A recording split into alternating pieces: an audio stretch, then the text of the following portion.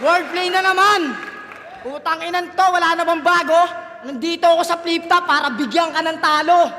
Tang ina na ito, bibigyan kita ng L, orange, diretso ka hell. Pukin ang ina mo, wordplay. Ano?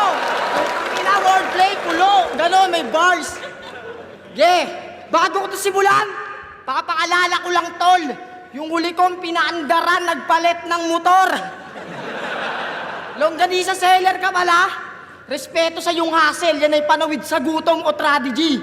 Pero yung disrespect, kung paano wang yung pagmamarket strategy, isa ako sa di nakatangge. Lalo nung kumilos na to. Magchat-chat yan ng kamusta pre, tapos 1 kilo sa'yo. Tangin ang bigat mo. Ganyan yung flip-top seller. Wala nang offer-offer, bigla ka nalang magtataka. Pagpunta mo ng event, may order ka na pala, scammer. Kahit sino na lang tinatalo, mga pa-FC kayo. Pag ramdam na di nila trip yung inaalok, babanatan kaya ng FC ako. MC ako.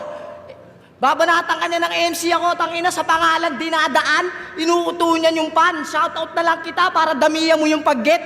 Pag pinanood nyo naman laban ng mga yan, sina-shoutout lang nila, mga nagbibigay ng damit. Ano kayo nasunugan? Pag yung pera nyo buo, dagdagan mo na lang para wala ka ng sukli.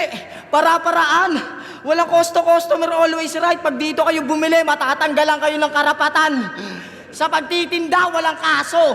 Ang kaso, overpriced kayo masyado. Bistado na inyong modus, sir. Di nang aabot kamay yung presyo, binabraso nyo pa yung customer.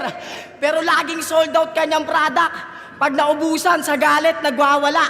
Paano di hahanap-hanapin yung longga mo gawa sa mga tutang nawawala? Kaya pala ang baba na ng populasyon ng aso sa inyo.